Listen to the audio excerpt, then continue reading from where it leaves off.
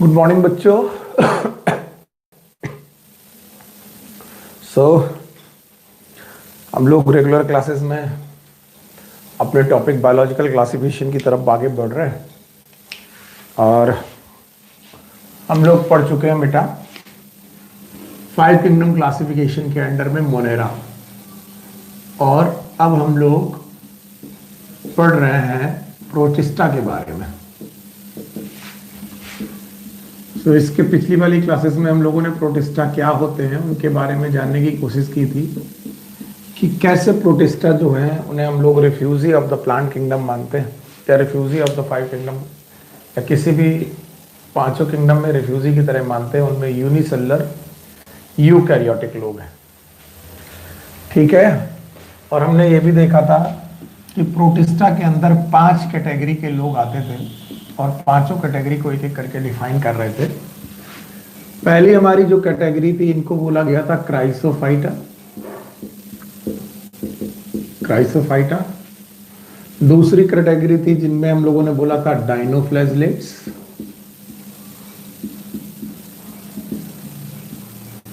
तीसरी कैटेगरी थी जिसको हम लोगों ने बोला था यूग्लिनॉइड्स। चौथी कैटेगरी थी जिनको हम लोगों ने बोला था स्लाइम मोल्ड्स, और 5वीं कैटेगरी थी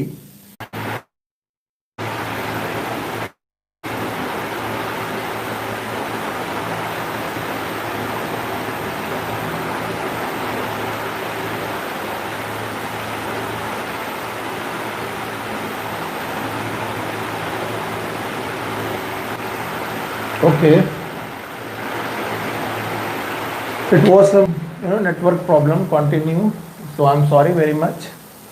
और ये हो जाता है, ये मेरे कंट्रोल में नहीं है, पहले भी कई बार बोल चुका हूँ, it is not in my control, so I am very much sorry. ठीक है। सो प्रोटिस्टा हम लोगों ने देखा था कि there were 5 group: Chrysophyta, dinoflagellate, euglenoid, slime mould and protozoa. So Chrysophyta में 2 लोग थे, आप लोगों ने भी इन लोग का नाम पढ़ा हुआ था, it was known as diatoms, और दूसरे ग्रुप थे डेस्मिड्स जिनको हम लोगों ने पढ़ रखा है। डाइनोफ्लैजलेट हम लोगों ने पढ़ रखा है। हम लोगों ने यूग्लिनॉइड पढ़ना चालू किया था और बताया था कि it is a connecting link between plant and animal. Connecting link between plant and animal, जो आज हमें और आगे पढ़ाना है और पढ़ेंगे हम लोग। इसके बाद हम लोगों ने स्लाइम मोल्ड पढ़ा था, it is fungi like Protista. ये एक फंजाई लाइक प्रोटिस्टा है। And protozoa it is animal like protista.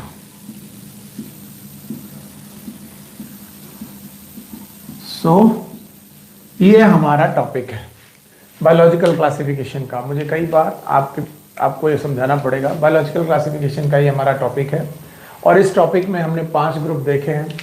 Number 1 protista में हमने देखा है Chrysophyta, dinoflagellate, euglenoid, slime mould, protozoa.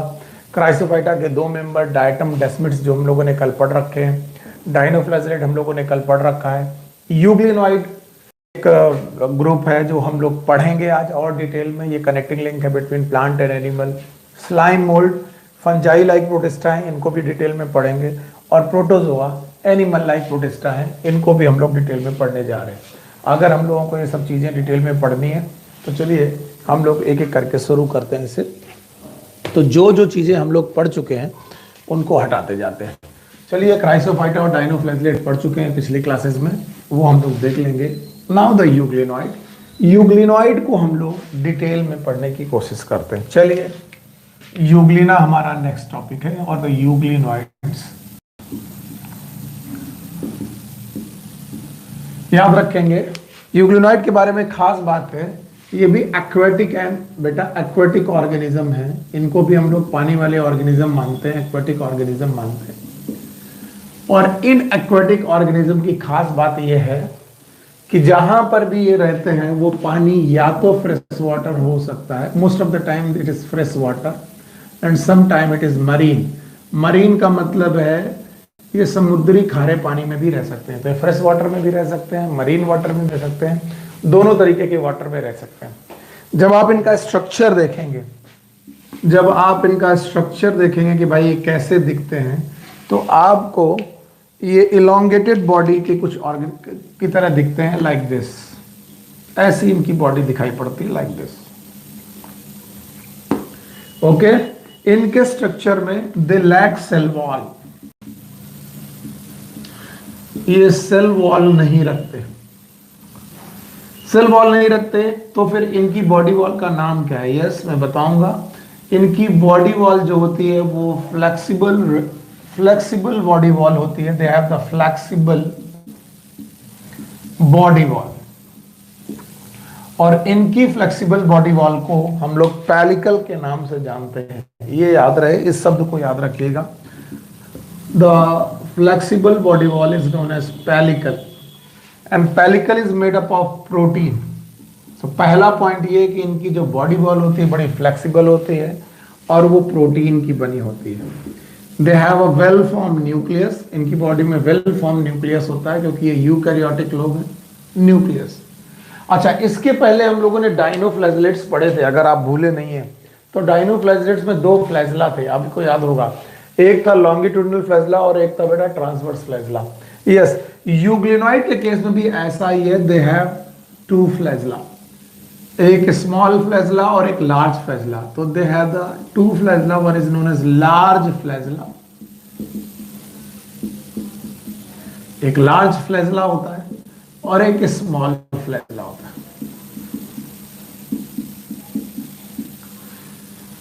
Large flagella and small flagella. इसके अलावा दे हैव द साइटोप्लाज्म, क्योंकि ये यूनिसेलुलर है, इनकी बॉडी में साइटोप्लाज्म नहीं होगा और कुछ तो होगा भी नहीं। दे हैव साइटोप्लाज्म, और साइटोप्लाज्म के अलावा they also have chloroplast body. They have chloroplast, और इस क्लोरोप्लास्ट में याद रखना, इन क्लोरोप्लास्ट में क्लोरोफिल है, और ये क्लोरोफिल जो है वो हाइयर प्लांट जैसी है। अब ये बात एनसीईआरटी ने लिख दी है कि इनके पास हाइयर प्लांट जैसी क्लोरोफिल है, और हाइयर प्लांट में क्लोरोफिल कौन कौन सी होती है वो याद आपको रखनी चाहिए। इनके पास है chlorophyll A and chlorophyll B. They have chlorophyll A and chlorophyll B. जैसे हाइयर प्लांट में क्लोरोफिल ए और क्लोरोफिल बी होता है, वैसे इनके पास भी क्लोरोफिल ए और क्लोरोफिल बी होता है। और अगर क्लोरोफिल है भाई, तो याद रखना दे कैन परफॉर्म फोटोसिंथेसिस, और अगर ये फोटोसिंथेसिस परफॉर्म कर सकते हैं तो प्रकाश संश्लेषण करने के लिए जो कर सकता है, that have the plant like character. यानी कि इनके पास जो कैरेक्टर है वो प्लांट जैसा कैरेक्टर। कौन सा कैरेक्टर है? कोई पूछे ये प्लांट जैसा कैरेक्टर कैसा है, तो आप बोलोगे कि सर प्लांट जैसा कैरेक्टर इनमें ये है कि ये फोटोसिंथेसिस कर लेते हैं। जैसे हाइयर प्लांट फोटोसिंथेसिस कर लेते हैं, तो ये फोटोसिंथेसिस करते हैं। वन थिंग मोर, कि जब भी सनलाइट होगी, तो पहली बात तो मैं प्लस का साइन लगा रहा हूं कि अगर सनलाइट हुई दे परफॉर्म फोटोसिंथेसिस, ये फोटोसिंथेसिस करेंगे। But in absence of sunlight, sunlight की अब्सेंस में क्या करेंगे? मान लीजिए ऐसी जगह पर हैं जहां पर सनलाइट नहीं पहुंच रही, तो भगवान ने इनको दो फ्लैजला दिए, एक लार्ज फ्लैजला और एक स्मॉल फ्लैजला। लार्ज फ्लैजला इन्हें लोकोमोशन के काम आता है, मैं पहले से बता चुका हूं। दो फ्लैजला थे, एक लार्ज फ्लैजला, इनको लोकोमोशन के काम आता है। और इनका जो स्मॉलर फ्लैजला और लार्जर फ्लैजला दोनों हैं, ये मिलकर के फूड कैप्चर में काम आता है। फूड कैप्चर यानी ये खाने को पकड़ते हैं। अब आपका दिमाग घूम गया होगा कि सर जब ये फोटोसिंथेसिस कर लेते हैं तो ये तो अपना खाना खुद बना लेते हैं, तो इन्हें फूड पकड़ने की जरूरत नहीं है। बस यही खास बात है कि ये फोटोसिंथेसिस कर लेते हैं प्लांट की तरह। इसके अलावा ये फूड कैप्चर करते हैं, और फूड कैप्चर करके ये प्रेडेशन वाला तरीका अपनाते हैं। प्रेडेशन का मतलब होता है शिकार करना, किसी भी प्राणी का शिकार करके उसे खा जाते हैं। और अगर ये प्रेडेशन कर लेते हैं, शिकार कर लेते हैं, याद रखना, तो ये 5 स्टेप करेंगे। Number 1 is known as ingestion. Ingestion का मतलब है खाने को निगलना, इंजेशन। इसके बाद ये करेंगे डाइजेशन। डाइजेशन का मतलब है खाने को पचाना। अब आप अपने आप को देखिए, इंजेशन, डाइजेशन। इसके बाद ये करेंगे एब्जॉर्प्शन। एसिमिलेशन, खाने को अपनी बॉडी में एसिमिलेट करना, और इसके अलावा इजेशन, खाने को बॉडी के बाहर फेंक देना। तो 5 स्टेप हो गए, ingestion, digestion, absorption, assimilation and egestion. और इस तरीके का फूड टेकअप कहलाता है होलोजोइक। ये शब्द मत भूलिएगा, होलोजोइक न्यूट्रिशन। होलो मतलब टोटल, जोइक मतलब एनिमल। तो याद रखना, holozoic nutrition total animal like होता है। तो इनके पास एनिमल लाइक बेटा कुछ कैरेक्टर होते हैं। तो अभी मैंने हटाया नहीं है। They have some character which is plant like and also they have some character which is animal like, यानी इनके पास कुछ प्लांट के कैरेक्टर होते हैं, कुछ एनिमल के कैरेक्टर होते हैं। एंड दैट्स वाई यूग्लिना और यूग्लिनॉइड, यूग्लिना इनका मेंबर है, it is a connecting link between plant and animal. और इसीलिए हम लोग पढ़ते हैं कि यूग्लिना एक कनेक्टिंग लिंक है between plants and animals. Plants और एनिमल के बीच में ये एक कनेक्टिंग लिंक है, और यही बार बार मैं कल से पढ़ा रहा हूं। तो अब आप देखते जाइए और बताइए कि यूग्लिनॉइड्स को हम लोग कैसे डिफाइन करेंगे। पहला पॉइंट था जो आपके सामने मैंने रखा कि ये एक एक्वाटिक प्राणी है। एक्वाटिक मतलब पानी में रहने प्राणी है, और एक्वाटिक प्राणी दो जगह पर रह सकते हैं, फ्रेश वाटर में भी और मरीन वाटर में भी। फ्रेश वाटर और मरीन वाटर दोनों जगह पर रहने के बाद फिर इनकी बॉडी का स्ट्रक्चर देखा गया। बॉडी का स्ट्रक्चर में तुमने देखा इनके पास जो सेल वॉल है वो अब्सेंट है, सेल वॉल नहीं है। तो सेल वॉल नहीं है तो दे लैक सेल वॉल। उसकी जगह पर क्या है, फ्लेक्सिबल बॉडी वॉल है। सेल वॉल की जगह पर फ्लेक्सिबल बॉडी वॉल है। उस फ्लेक्सिबल बॉडी वॉल का नाम पेलिकल है, और ये पेलिकल प्रेजेंट बनी हुई है बेटा प्रोटीन से। प्रोटीन से बनी होने की वजह से ये फ्लेक्सिबल है, और बड़ी जरूरी है फ्लेक्सिबल। अगर रिजिड सेल वॉल होती तो जब ये एनिमल की तरह खाना पकड़ रहे होते तो खाना इनसाइड लेने में बड़ी दिक्कत आती। इसीलिए फ्लेक्सिबल सेल वॉल है, बड़ा काम किया। अंदर देखेंगे तो वेल फॉर्म न्यूक्लियस है। इसके अलावा साइटोप्लाज्म है। बॉडी के अंदर क्लोरोप्लास्ट है। क्लोरोप्लास्ट में क्लोरोफिल है, जैसे हाइयर प्लांट की क्लोरोफिल हो वैसी क्लोरोफिल है, chlorophyll A and chlorophyll B. और अगर क्लोरोफिल है याद रखना वो फोटोसिंथेसिस, प्रकाश संश्लेषण प्रक्रिया करेंगे, और फोटोसिंथेसिस करेंगे तो अपना खाना खुद बनाएंगे, और अपना खाना खुद बनाने लगे तो वो प्लांट जैसी एक्टिविटी शो करेंगे। ओके, इसके अलावा इनके पास दो फ्लैजला हैं, एक लार्जर फ्लैजला और एक स्मॉलर फ्लैजला। लार्जर फ्लैजला इनके लोकोमोशन के काम आएगा, और स्मॉलर फ्लैजला और लार्जर फ्लैजला दोनों मिलकर के फूड कैप्चर के काम आएंगे। और फूड कैप्चर करते वक्त इंजेशन, डाइजेशन, एब्जॉर्प्शन, एसिमिलेशन और इजेशन करेंगे, यानी टोटल एनिमल लाइक बेटा न्यूट्रिशन करेंगे, जैसे एनिमल न्यूट्रिशन करते हैं। और इस तरीके से हम बोलेंगे इनका ये कैरेक्टर एनिमल लाइक है। और अगर ये एनिमल लाइक कैरेक्टर शो करते हैं तो इनके पास दोनों कैरेक्टर हो गए, some character are plant like and some character are animal like. So Euglena के मेंबर हम लोग कहेंगे they are the connecting link between the plant and animals. Thank you very much. And now Protista का अगला member है slime mould. तो ये हमारा अगला मेंबर है प्रोटिस्टा का जो हमें पढ़ना चाहिए, स्लाइम मोल्ड। सबसे पहले मोल्ड का मतलब क्या होता है ये आप समझ लें।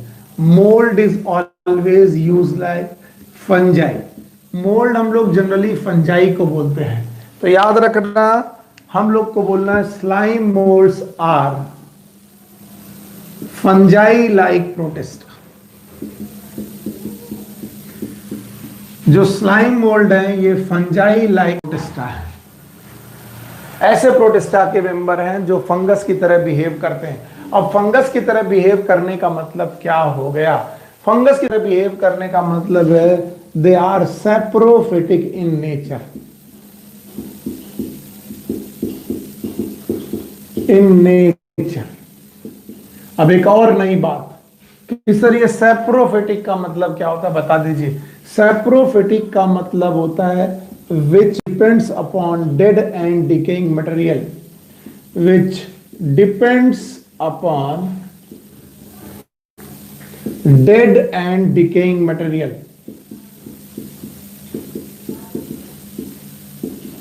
ऐसे मेंबर जो डेड और डिकेइंग मटेरियल के ऊपर डिपेंड रहते हैं या उसी के ऊपर ग्रो करते हैं, याद रखना they are non chlorophyllous. Slime mould का मतलब है इनमें क्लोरोफिल नहीं होगी, क्लोरोफिल होती तो ये एल्गी जैसे होते।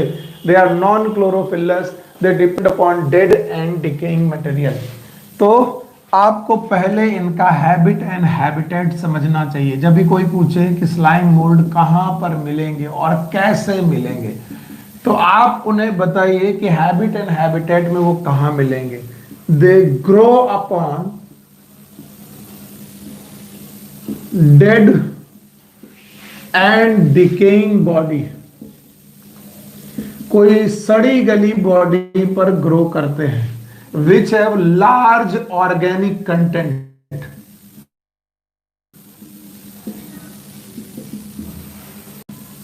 अब यहीं पर बेटा जो है हम लोग को समझ लेना चाहिए, वरना हम लिखते जाएंगे समझेंगे नहीं, मामला बिगड़ जाएगा। कोई पूछे कि ये स्लाइम मोल्ड होगा, वो रहेगा कहां, तो आपको बताना है कि सर ये वहां रहेगा जहां पर सड़ी गली चीजें होंगी, और सड़ी गली चीजें या मरी हुई चीजें होंगी या सड़ गल रही होंगी, ऐसी चीजें होंगी, ऐसी चीजें जहां पर होंगी वहां पर ये रहेगा, और उसमें खूब ऑर्गेनिक कंटेंट होना चाहिए। हम लोग कहीं ना कहीं, हम सब के सब गांव से रिलेटेड है, और अगर हम गांव से रिलेटेड है तो हम देखते हैं लकड़ी के लट्ठे। आप किसी जंगल में जाइए या आप अपने घरों में जाइए, छप्पर अगर किसी के घर में हो तो उसने देखा होगा, इन लकड़ी के लट्ठों में खूब सारा वुडन मटेरियल, वुडन ब्लॉक, इनमें खूब सारा ऑर्गेनिक मटेरियल होता है, खूब सारा ऑर्गेनिक मटेरियल होता है। और तुमने लकड़ी के लट्ठों पर, इन्हीं लकड़ी के लट्ठों पर एक ब्राउन कलर की बॉडी देखी होगी, चिपकी हुई, बिल्कुल चिपकी हुई, ऐसी चिपकी हुई ब्राउन कलर की बॉडी, ऐसी जेल लाइक बॉडी दिखी होगी। कभी ना कभी आपने जरूर देखी होगी, जैसे हम लोगों ने देखे मशरूम, उसी तरीके से मिलती है। मशरूम नहीं है, मशरूम तो बढ़िया ग्रो करता है, ये जेली लाइक बॉडी है। तो they have jelly like body growing upon organic material. ये ऑर्गेनिक मटेरियल के ऊपर ग्रो करती रहती है। याद रखना, इस जेली लाइक बॉडी में there is no cell wall, और अगर इसके पास सेल वॉल नहीं है तो ये मूवमेंट में फ्लेक्सिबल है, यानी इसकी शेप फ्लेक्सिबल होगी। तो दे हैव फ्लेक्सिबल शेप, और अगर ये फ्लेक्सिबल शेप रखते हैं तो ये नरिशमेंट लेते जाएंगे, खूब सारा नरिशमेंट लेंगे। कहां से नरिशमेंट लेंगे वो आपको देखने की जरूरत है। नीचे ऑर्गेनिक मटेरियल है, इस लकड़ी के ऑर्गेनिक मटेरियल को ये चट करते जाएंगे, खाते जाएंगे, खाते जाएंगे, खाते जाएंगे।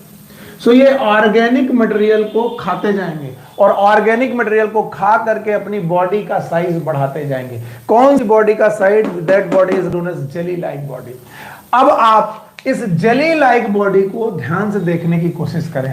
जब आप इस जेली लाइक बॉडी को ध्यान से देखेंगे तो आपको देखा पड़ेगा कि this jelly like body is growing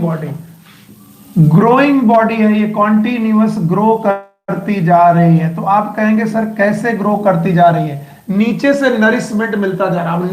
नीचे कौन? जिसके ऊपर ये ग्रो कर रहे हैं, और ये किसके ऊपर ग्रो कर रहे हैं? किसी ऑर्गेनिक मटेरियल के ऊपर ग्रो कर रहे हैं। मान लो लकड़ी के लट्ठे के ऊपर ग्रो कर रहे हैं, तो लकड़ी के लट्ठे से ऑर्गेनिक मटेरियल ले करके अपनी बॉडी को ग्रो करते जाते हैं, और इनकी ये ग्रोइंग बॉडी कहलाती है प्लाज्मोडियम। ये शब्द याद रखिएगा, प्लाज्मोडियम। और इस प्लाज्मोडियम को हम लोग वेजिटेटिव बॉडी कहते हैं। वेजिटेटिव बॉडी, वो बॉडी जो केवल वेजिटेटिव फंक्शन करती है, रिप्रोडक्शन नहीं करती। The body which perform only vegetative function, not perform, it never perform reproduction. ऐसी बॉडी जो केवल अपनी ग्रोथ बढ़ाती जाए, वेजिटेटिव फंक्शन करती जाए, ऐसी बॉडी को हम लोग प्लाज्मोडियम बोलते हैं। याद रखना, इनमें सेल वॉल दिखाई नहीं पड़ती बहुत ज्यादा, और इसलिए एवर ग्रोइंग बॉडी होती है, नॉन क्लोरोफिलस होती है। इस बॉडी को हम लोग प्लाज्मोडियम बोलते हैं। अब ध्यान सुनिए, ये जहां रहते हैं उस हैबिटेट में होना चाहिए मॉइस्चर। ये मॉइस्ट प्लेसेस में रहते हैं। They live upon the moist places, shady places, छायादार जगह पर रहते हैं, धूप में नहीं रहते। मॉइस्ट वाली प्लेस पे रहते हैं, ऐसी जगह पर जहां पर पानी होगा ऐसी प्लेस पे रहेंगे। मॉइस्ट और सैडी प्लेस में रहने की वजह से ये लोग हर उस जगह पर रहेंगे जहां पर पानी थोड़ा ज्यादा होगा, ऑर्गेनिक मटेरियल ज्यादा होगा और छायादार होगा। आजकल का मौसम, बरसात का मौसम इनके लिए बहुत बढ़िया है ग्रो करने के लिए। क्यों? क्योंकि बरसात के मौसम में मॉइस्चर की कमी नहीं, एनवायरनमेंट में खूब सारा मॉइस्चर है, चारों तरफ मॉइस्चर ही मॉइस्चर है। सैडी प्लेसेस में लकड़ियों के ऊपर, लकड़ी के लट्ठों के ऊपर ये धीरे धीरे जेली लाइक ग्रो करते हैं, इनमें जेली लाइक बॉडी होती है, धीरे धीरे ग्रो करते हैं। लेकिन हमें मालूम है बारिश एक ना एक दिन खत्म होगी, और बारिश जब खत्म होगी तब इनका अनफेवरेबल समय आएगा, यानी खूब धूप आ जाए, खूब सारी बारिश खत्म हो जाए, खूब सारी धूप आ जाए, या फिर बेटा मॉइस्चर खत्म होने लगे, तब अनफेवरेबल कंडीशन आएंगी। तो बिफोर अनफेवरेबल कंडीशन, अब ध्यान समझिएगा, मैं यहां बना रहा हूं जो बुक में नहीं बना, मैं यहां लिख दे रहा हूं before unfavourable condition. Unfavourable condition आने के पहले दे डेवलप फ्रूटिंग बॉडी।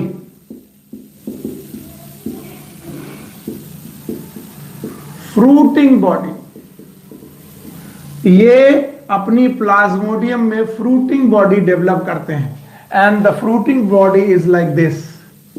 और एडवर्स कंडीशन में जब ये फ्रूटिंग बॉडी डेवलप करते हैं तो इन फ्रूटिंग बॉडीज पर निकलते हैं स्पोर्स। क्या निकलते हैं? स्पोर्स। इन फ्रूटिंग बॉडी से बनते हैं स्पोर्स। ओके, और इन फ्रूटिंग बॉडी से जब स्पोर्स निकलते हैं, the spores having the true cell wall, मैं पहले से बता दूं, these spores have true cell wall.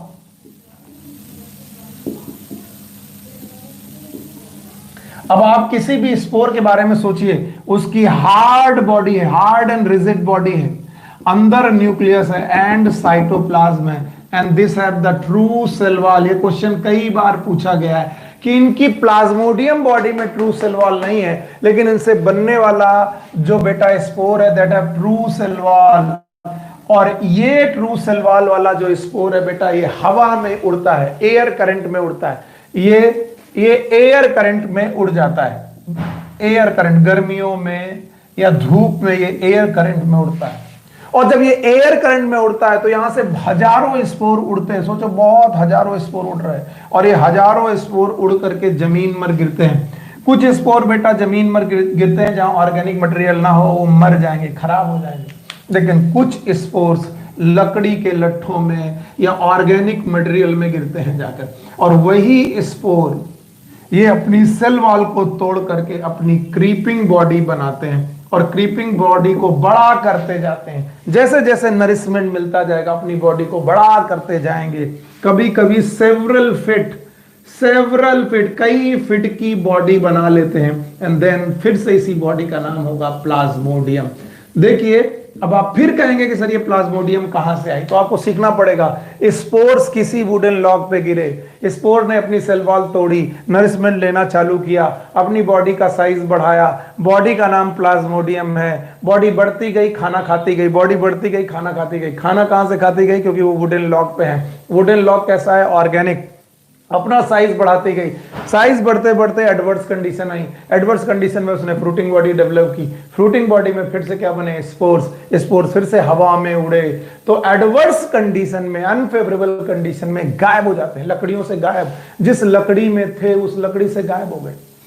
आपने देखा कि बरसात में एक जेली लाइक स्ट्रक्चर था, वो लकड़ी के लट्ठे पे था, लेकिन जैसे गर्मियां आई देखा गया अनफेवरेबल कंडीशन में वो तो गायब है। लेकिन जब तुमने देखा कि वापस बरसात आई तो फिर कुछ लकड़ियों के लट्ठों में जेली लाइक आ गए। तो कहां से आ गए? ये गर्मियों भर हवा में उड़ते रहे और कहीं पड़े रहे, और जब फेवरेबल कंडीशन आई इन्होंने अपनी सेल वॉल तोड़ी, hard and registered cell wall ने अपनी सेल वॉल तोड़ी, और फिर से ऑर्गेनिक मटेरियल लेना चालू किया, और फिर से अपना साइज बढ़ाना चालू किया, और बढ़ती हुई साइज ने फिर से अपनी बॉडी को बढ़ाया, और बॉडी अपनी बढ़ा करके फिर से बॉडी का नाम रखा प्लाज्मोडियम, और प्लाज्मोडियम फिर से ग्रो करने लगी। So this is the slime mould. ये फंजाई की तरह ग्रो कर रहे हैं, और आपको याद रखना पड़ेगा इनके एग्जाम्पल्स में से अगर कोई पूछे कि भाई स्लाइम मोल्ड का एग्जाम्पल क्या है, तो एग्जाम्पल इसका होता है फाइसेरम। अच्छा, एक बात और मैं देख रहा हूं पिछले कई दिनों से, कई बार मैं ये चीज नोट करता हूं कि आप लोग क्लास को लाइव सेशन के दौरान अटेंड नहीं करना चाहते हैं। तो फिर मैं लाइव सेशन करूं क्यों? One thing. दूसरा, ये पढ़ाई कोई इंटरटेनमेंट की चीज नहीं, मैं पहले से बोल दूं। इसमें काफी मेहनत करनी पड़ती, मगजमारी करनी पड़ती, सोचना पड़ता है। ये केवल मेरा ही जिम्मेदारी नहीं कि मैं आपको समझाऊं, आपकी जिम्मेदारी भी है कि आप देखें और समझें कि क्या चल रहा है। आप लोग आते हैं, आप लोग जाते हैं, आप लाइव सेशन में आते हैं फिर गायब हो जाते हैं, आते हैं गायब हो जाते हैं, इससे कोई फर्क नहीं पड़ता।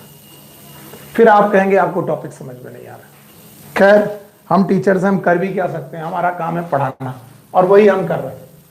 तो फिर से समझ लो, हमारा चौथा मेंबर है स्लाइम मोल्ड। मैंने आपको पहले से बोला, मोल्ड का मतलब ही होता है फंजाई। तो इनकी बॉडी फंजाई लाइक होती है, और फंजाई लाइक बॉडी वो होती है जो डेड एंड डिकेइंग मटेरियल पे ग्रो करे। डेड मतलब सड़ी गली चीजों पर ग्रो करे, और हमेशा स्लाइम मोल्ड सड़ी गली चीजों पे ग्रो करते हैं। अगर बोर्ड में कुछ ना हो और बिना बोर्ड में कुछ हुए आप समझ पाए कि लाइफ साइकिल क्या थी, तो आपको स्लाइम मोल्ड को आ गया। सोचिए, कहीं से एक स्पोर आ रहा, सोच के देखिए, कहीं से स्पोर आया, पता नहीं कहां से आया, लाएंगे हम लोग, फिर देखेंगे साइकिल में कहां से लाएंगे। कहीं से एक स्पोर आया, स्पोर लकड़ी के लट्ठे पे गिरा, let's suppose it is a wooden lock, इस वुडन लॉक पर गिरा, स्पोर ने अपनी सेल वॉल खत्म कर दी। सेल वॉल खत्म करने के बाद वो इस पे अटैच हो गया लाइक दिस, और इसने नरिशमेंट लेना चालू किया। कहां से लेना चालू किया? लकड़ी के लट्ठे से, और अपना साइज बढ़ाता गया। इस बॉडी का नाम है प्लाज्मोडियम। क्या नाम है? प्लाज्मोडियम। इस बॉडी का नाम है प्लाज्मोडियम। एडवर्स कंडीशन, प्लाज्मोडियम किस कंडीशन में ग्रो करेगी? फेवरेबल कंडीशन क्या है? मॉइस्चर हो, सैडी प्लेसेस हो, इनमें ग्रो करेगी। और ग्रो करते करते अचानक एक दिन अनफेवरेबल कंडीशन आया, धूप आई, मॉइस्चर कम हो गया। अब इसमें डेवलप हुई फ्रूटिंग बॉडी। क्या डेवलप हुई? Fruiting body. और इन फ्रूटिंग बॉडी से निकले स्पोर्स, स्पोर फिर से हवा में आए, हवा में आने के बाद फिर किसी ऑर्गेनिक मटेरियल में पड़े। And this should be the life cycle of the slime mould और फाइसेरम। बस इनमें क्वेश्चन कहां से बनेगा? क्वेश्चन बनेगा कि इनकी वेजिटेटिव बॉडी का नाम क्या था। आपको मालूम होना चाहिए इनकी वेजिटेटिव बॉडी का नाम। यस, क्या था इनकी वेजिटेटिव बॉडी का नाम? इनकी वेजिटेटिव बॉडी का नाम था प्लाज्मोडियम। प्लाज्मोडियम दोबारा भी हमको पढ़ने को मिलेगा, वो कब मिलेगा वो मैं देखता हूं। Now the next and the fifth is protozoa. ये पांचवा प्रोटिस्टा है। प्रोटो का मतलब होता है प्रिमिटिव, जोआ का मतलब होता है एनिमल्स,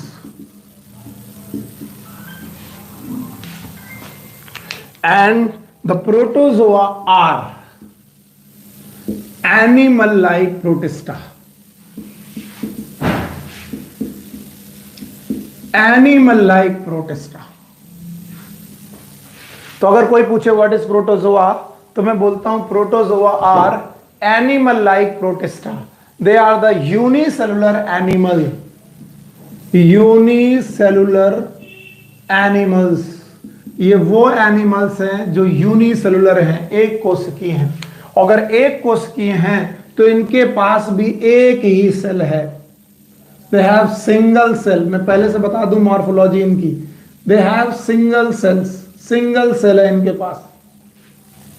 और अगर इनके पास सिंगल सेल है और ये एनिमल लाइक है, अगर एनिमल लाइक है, so they lack cell wall. एक खूबी है कि animal always lack cell wall in their cell. Animal lack cell wall in their cells. इनकी सेल्स में सेल वॉल की कमी होगी। इसके अलावा आपको याद रखना पड़ेगा ये यूकैरियोटिक एनिमल हैं, और अगर ये यूकैरियोटिक एनिमल हैं इसका मतलब इनके पास वेल फॉर्म न्यूक्लियस होगा। They will have the well form nucleus.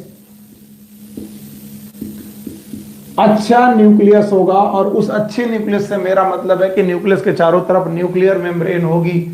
और इसके अलावा they may have locomotory organelles.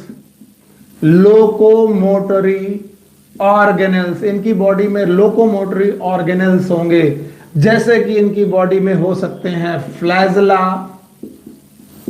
जैसे कि इनकी बॉडी में हो सकते हैं सीलिया, जैसे कि इनकी बॉडी में हो सकते हैं स्यूडोपोडिया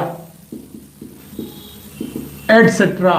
बहुत सारी चीजें हो सकती हैं इनकी बॉडी में, अलग अलग तरीके, अलग अलग समय पर अलग अलग चीजें हो सकती हैं, ये आपको याद रखना पड़ेगा। तो प्रोटिस्टा के अंदर जो प्रोटोजोआ आते हैं, they are the animal like, अपनी बॉडी से, they are the animal like protista.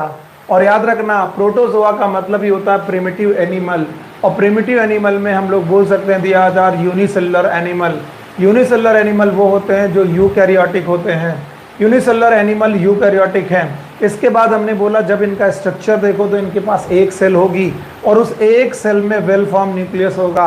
अगर बेटा मैं एनिमल लाइक बोल रहा हूं तो इनके पास सेल वॉल नहीं होगी, लेकिन इनकी बॉडी में मूव करने के लिए, लोकोमोशन करने के लिए डिफरेंट डिफरेंट सेल ऑर्गेनल होंगे, जैसे कि फ्लैजला हो सकता है, सीलिया हो सकता है और स्यूडोपोडिया हो सकता है। इनके बारे में बहुत सारी डिटेल तो एनसीईआरटी ने नहीं शेयर की है, लेकिन जितना शेयर किया है मैं उतना पढ़ाने जा रहा हूं। समझिएगा उन्होंने क्या क्या शेयर किया है, मैं वो पढ़ाने जा रहा हूं। ओके, याद रखना प्रोटोजोआ आर क्लासिफाइड। प्रोटोजोआ का क्लासिफिकेशन किया गया है और क्लासिफाई करके क्या पढ़ाया गया जरा वो भी देखो। तो classification of protozoa,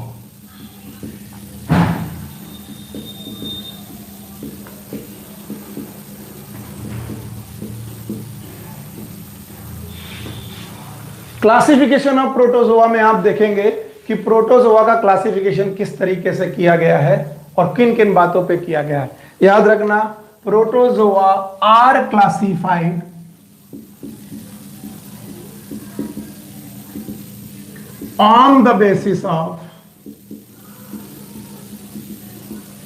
on the basis of life cycle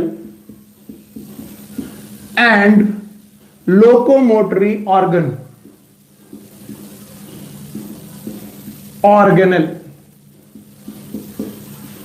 protozoa को लाइफ साइकिल और लोकोमोटरी ऑर्गेनल की बेसिस पर क्लासिफाई किया गया है, आप ये चीज मत भूलें। और इनके मुख्य 4 क्लासेस हैं। पहला क्लासेस है amoeboid, amoeboid protozoa, also known as Sarcodina. याद रखना, ये याद रखना क्योंकि क्वेश्चन पूछा जाएगा। They are also known as Sarcodina. दूसरे तरीके के हैं these are known as Ciliata. तीसरे तरीके के जो है इन्हें बोलेंगे फ्लैजेलेटा। और चौथे तरीके के प्रोटोजोआ हैं जिन्हें हम लोग बोलते हैं स्पोरोजोआ।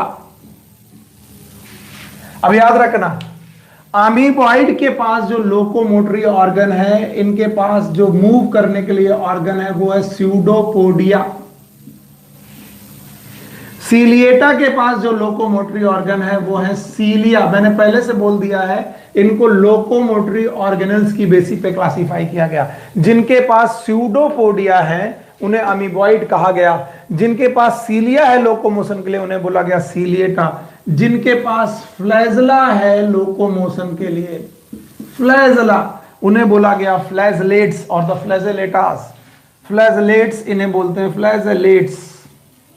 और sporozoa they have no locomotory organ, इनके पास लोकोमोटरी ऑर्गन ही नहीं है। अब आप देख लें हम लोगों ने अपने प्रोटोजोआ को 4 भागों में 4 जगह पर क्लासिफाई किया and these are known as amoeboid, Ciliata, flagellates और द फ्लैजलेटा, और याद रखना स्पोरोजोआ। जिनके पास अमीबा जैसा स्यूडोपोडिया जैसा बेटा है उन्हें बोला गया अमीबॉइड, जिनके पास सीलिया है उन्हें बोला गया सीलिएटा, जिनके पास फ्लैजला है उन्हें बोला गया फ्लैजलेटा, और जिनके पास लोकोमोटरी ऑर्गेनल ही नहीं है उनको बोला गया स्पोरोजोआ। अब एक एक करके इन चारों लोगों को समझने की कोशिश करते हैं। याद रखना प्रोटोजोआ में एक एक करके सबको समझने की कोशिश करते हैं। सबसे पहले आया अमीबॉइड। सेल वॉल तो पहले से नहीं है किसी के पास, हम याद रखेंगे ये जो अमीबॉइड लोग होते हैं they have well form nucleus, इनके पास अच्छा खासा न्यूक्लियस होता है। दे हैव साइटोप्लाज्म, इनकी बॉडी में साइटोप्लाज्म होता है। और याद रखना लोकोमोशन के लिए स्यूडोपोडिया पाए जाते हैं। स्यूडोपोडिया का मतलब है छद्म पैर, फॉल्स फीट। स्यूडो मतलब फॉल्स, पोडिया मतलब feet. They have the false feet. अब इन्हें फॉल्स फीट क्यों बोलते हैं? क्योंकि ये फीट बनते और बिगड़ते रहते हैं। ये अमीबा जैसे आगे बढ़ेगा ये फीट बनेगा, फिर ये बिगड़ जाएगा, दूसरा फीट बनेगा। तो इनकी बॉडी में फीट्स बनते और बिगड़ते रहते हैं। जो पैर बनते और बिगड़ते रहते हैं उनका कोई स्थायी स्ट्रक्चर नहीं है, वो बनते और बिगड़ने रहने की वजह से इन्हें हम लोग बोलते हैं सूडोपोडिया। याद रखना, अमीबॉइड के एग्जाम्पल में दो एग्जाम्पल बहुत इंपॉर्टेंट हैं। एक नॉर्मल अमीबा, जो आप लोगों ने सुना होगा, अमीबा नाम का एक प्राणी होता है, ये यूनिसेलुलर है। दूसरा है एंट अमीबा, एंट अमीबा हिस्टोलिटिका।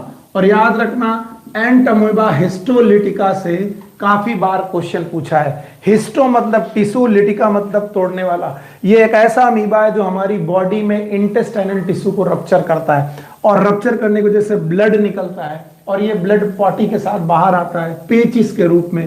तो इसी वजह से हम लोग इसे बोलते हैं कि ये डिसेंट्री करता है। डिसेंट्री मतलब ये पेचिस करता है। एक बीमारी है जिसमें पॉटी के साथ ब्लड और म्यूकस बाहर आता है। तो एंट अमीबा हिस्टोलिटिका एक ऐसा अमीबा है जो हमें पेचिस करता है। ये अमीबॉइड लोगों का ग्रुप है, यानी इनका नाम है सार्कोडिना, और अमीबॉइड लोगों का ग्रुप है। तो पहला ग्रुप हो गया प्रोटोजोआ, प्रोटोजोआ का अमीबॉइड, जिनके पास सूडोपोडिया पाए जाते हैं। Okay, now the second group is known as Ciliata. Ciliata, याद रखना, सीलिएटा के बारे में बोला जाता है they have cilia as a locomotory organ. याद रखना, they are slipper like animals, slipper like animalcules. बोलते हैं जैसे हमारी चप्पलें होती हैं, ठीक उस तरीके का एनिमल है ये, आपको याद रखना पड़ेगा।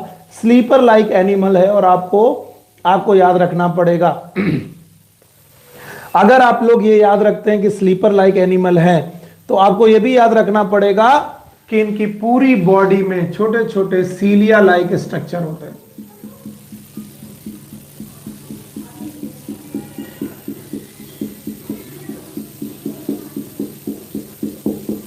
They have cilia like, or the cilia as a locomotory organ.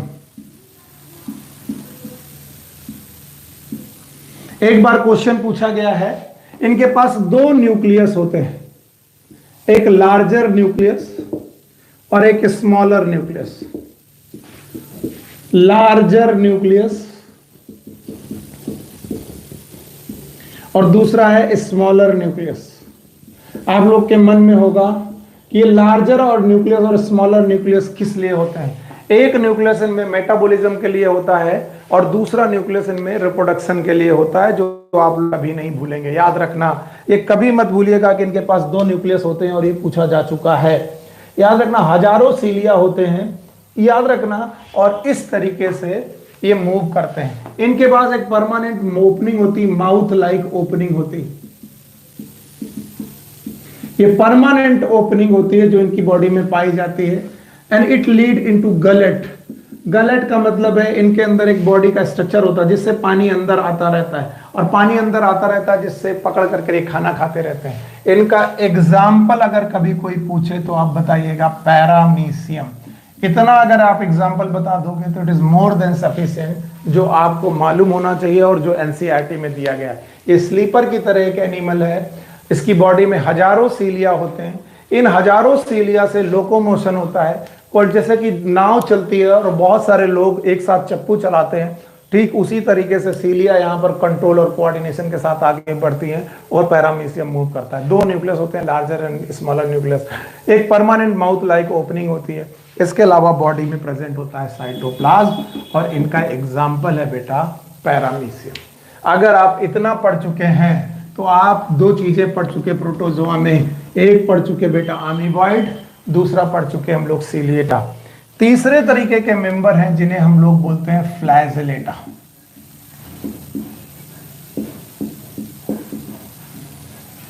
फ्लैजेलेटा are the animals which have flagella as a locomotory organ. Flagella. कई बार बच्चे पूछे सर फ्लैजला तो बैक्टीरिया के पास भी होता है, फ्लैजला तो सर यूग्लिना के पास भी होता है, फ्लैजला तो डाइनोफ्लैजलेट्स के पास भी होता है। अब जरा तीनों को याद करिए, बैक्टीरिया, यूग्लिना और इसके अलावा अभी मैंने आपको बताया फ्लैजला, डाइनोफ्लैजलेट, उन सबके पास सेल वॉल है।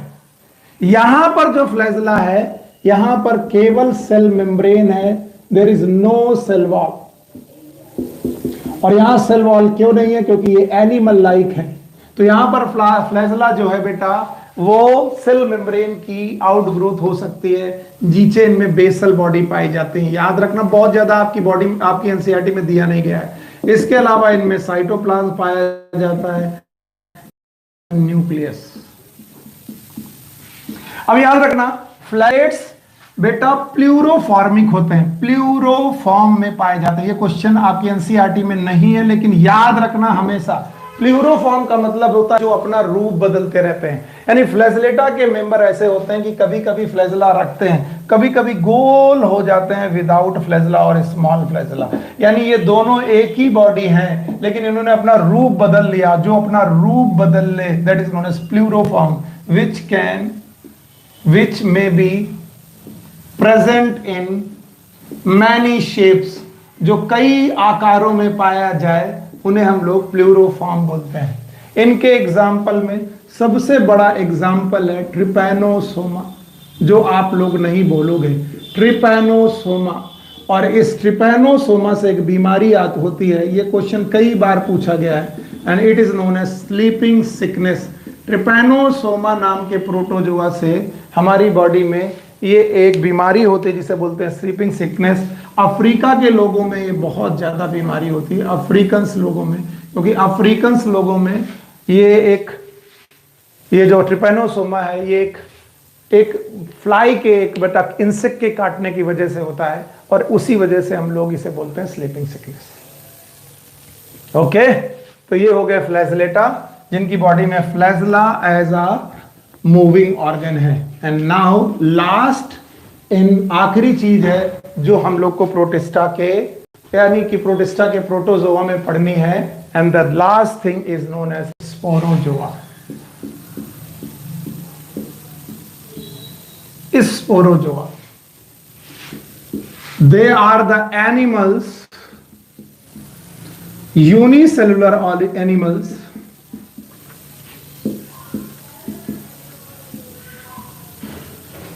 all of them are endoparasite। इनमें सबके सब मेंबर एंडोपैरासाइट हैं, यानी इस मेंबर के जितने लोग भी हैं वो सब एंडोपैरासाइट हैं, यानी वो किसी के बॉडी के अंदर रहते हैं। अगर बॉडी के अंदर ये रह रहा है, मान लो कोई भी बेटा प्रोटोजोआ मेरी बॉडी के अंदर रह रहा, तो बताइए उसे मूव करने की जरूरत है कि नहीं है? नहीं है। और अगर मूव करने की जरूरत नहीं है तो याद रखना इनके पास लोकोमोटरी ऑर्गन नहीं होते, दे लैक लोकोमोटरी ऑर्गन। इनकी बॉडी में लोकोमोटरी ऑर्गेनेल नहीं होते। और एक और बात याद रखना, ये सब के सब बेटा एंडोपैरासाइट होने के साथ साथ इनकी लाइफ साइकिल में एक इवेंट होता है, और इस इवेंट को बोलते हैं स्पोरोगोनी। ये भूलिएगा मत। इस स्पोरोगोनी के दौरान they produce spore like structure, spore like structure. वो स्पोर लाइक स्ट्रक्चर प्रोड्यूस करते हैं, and that's why they are known as sporozoa. इसी वजह से इन्हें हम लोग बोलते हैं स्पोरोजोआ। भूलिएगा मत, इनके सारे के सारे मेंबर जो हैं बेटा वो यूनिसेलुलर हैं, एनिमल लाइक हैं, they all of them are endoparasite, सब के सब एंडोपैरासाइट हैं, लोकोमोटरी ऑर्गेनेल नहीं होते। और याद रखना इनकी लाइफ साइकिल में स्पोरोगोनी होती है।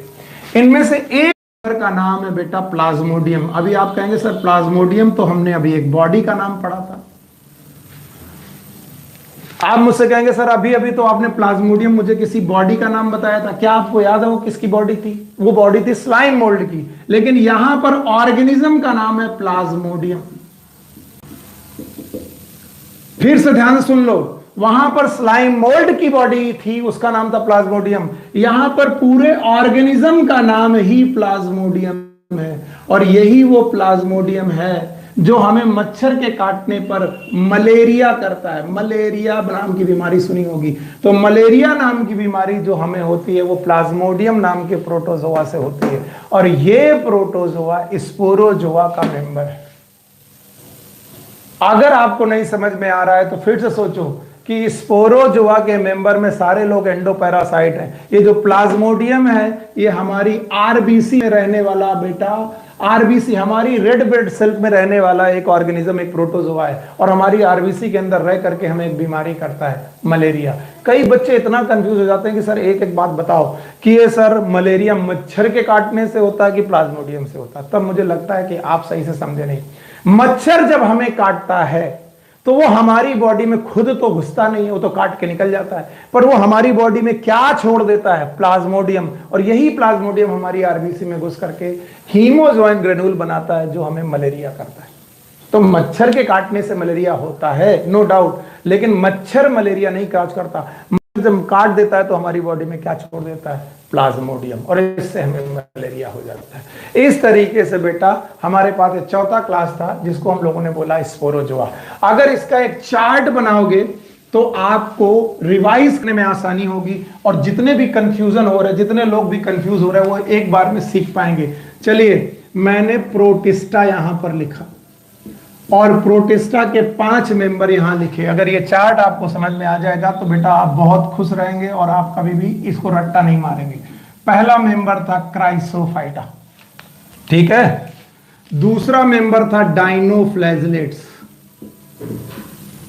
डाइनोफ्लैजलेट। तीसरा मेंबर था यूग्लिनॉइड। चौथा मेंबर था स्लाइम मोल्ड और 5वां मेंबर था प्रोटोजोआ। एक बार वीडियो चेक कर ले तो बताइए प्रोटिस्टा के कितने member, 5। Number 1 is Chrysophyta, number 2 is dinoflagellate, number 3 is euglenoid, number 4 is slime mould, number 5 is protozoa. अब क्राइसोफाइटा के 2 लोग आपको याद होगा, 1 इज नोन एज डायटम्स, दूसरा नाम था डेस्मिट्स, और इन्हीं को हम लोग बोल रहे थे गोल्डन एल्गी। अगर थोड़ा बहुत भी आपको याद हो, गोल्डन एल्गी और गोल्डन ब्राउन एल्गी आपको याद होगा, यस। इसके बाद आए थे डाइनोफ्लैजलेट्स। डाइनोफ्लैजलेट में बहुत सारे एग्जाम्पल थे और एक एग्जाम्पल था ग्वाइनोलॉक्स। इसी को हम लोगों ने नाम दिया था रेड टाइड। यूग्लिनॉइड के बारे में बोला गया था प्लांट और एनिमल के बीच का कनेक्टिंग लिंक। इसका एग्जाम्पल हम लोगों ने पढ़ा था यूग्लिना, थैंक यू। और इसके बाद स्लाइम मोल्ड आया था और slime mould fungus like example, इनका एग्जाम्पल था फाइसेरम। अब आते हैं प्रोटोजोआ। प्रोटोजोआ 4 प्रकार के, अमीबॉइड, सीलिएटा, फ्लैजलेटा और स्पोरोजोआ। अब 2 प्लाज्मोडियम आते हैं, एक स्लाइम मोल्ड की वेजिटेटिव बॉडी का नाम भी प्लाज्मोडियम है, वो आप भूलेंगे नहीं। The vegetative body of slime mould, body of slime mould, इसको भी हम लोग प्लाज्मोडियम बोलते हैं। इसके अलावा भी प्लाज्मोडियम एक बार और आएगा, मैं वीडियो चेक कर लेता हूं, यस। इसके बाद अमीबॉइड का एग्जाम्पल है अमीबा, सीलिएटा का एग्जाम्पल है पैरामीशियम, फ्लैजलेटा का एग्जाम्पल है ट्रिपैनोसोमा और स्पोरोजोआ का एग्जाम्पल अगेन है प्लाज्मोडियम। और देखिए आमने सामने दोनों प्लाज्मोडियम हो गई। फाइसेरम स्लाइम मोल्ड की बॉडी का नाम प्लाज्मोडियम और स्पोरोजोआ का एक मेंबर है जिसका नाम है प्लाज्मोडियम। और इस तरीके से पूरा प्रोटिस्टा आपके सामने क्लासीफाई है। और अगर आप इसका चार्ट बना के लर्न करेंगे तो आप कभी रट्टा नहीं मारेंगे और आपके लिए हमेशा फायदे की चीज होगी। इस तरीके से मैं ये मान लेता हूं कि प्रोटिस्टा आपने कंप्लीट कर लिया। अच्छा, रही बात कई बार मुझसे बच्चों के मैसेज भी आते हैं, जिनमें से प्रतिभा जी, उनका मैसेज आया मेरे पास कि सर आप एनसीईआरटी रीड कर दिया कीजिए जब कभी कोई भी टॉपिक कंप्लीट हुआ करेगा। मैं कहता हूं कि बेटा आप एनसीईआरटी पढ़िए, कुछ आप भी काम करिए। अगर आप प्रोटेस्टा की एक एक लाइन पढ़ लीजिए, एक एक लाइन पढ़ने पर हर मेंबर की एक एक लाइन पढ़ लीजिए, ये आपका होमवर्क होता है। ये मेरा क्लास वर्क है और एनसीईआरटी आपका होमवर्क है। और उसके बाद एनसीईआरटी की कोई लाइन नहीं समझ में आती तो उस एनसीईआरटी की लाइन का एक स्क्रीनशॉट, एक फोटो खींचिए, फोटो क्लिक करिए और वो स्क्रीनशॉट खींचने के बाद अंडरलाइन करके बता दीजिए कि सर ये लाइन समझ में नहीं आ रही है, और इस नंबर पर 9319055284 पर, इस नंबर पर आप मुझे व्हाट्सएप कर दीजिए जब तक कि ऑनलाइन क्लासेस चल रही। उन एनसीईआरटी की लाइन का मतलब भी मैं आपको समझा दूंगा। अगर मैं ही सब कुछ यहां करता रहूंगा, इट विल टेक टाइम, और आपको कोर्स कंप्लीट भी करना है, तो कुछ काम मेरा और कुछ काम आपका भी, कुछ क्लास वर्क, कुछ होमवर्क। तो आप अपनी तरफ से एनसीईआरटी पढ़ते रहिए, हर एक लाइन को अंडरलाइन करते रहिए, जो नहीं समझ में आता आप मुझे बताइए इस नंबर पे। ओके, तब तक के लिए take care, good luck, bye bye.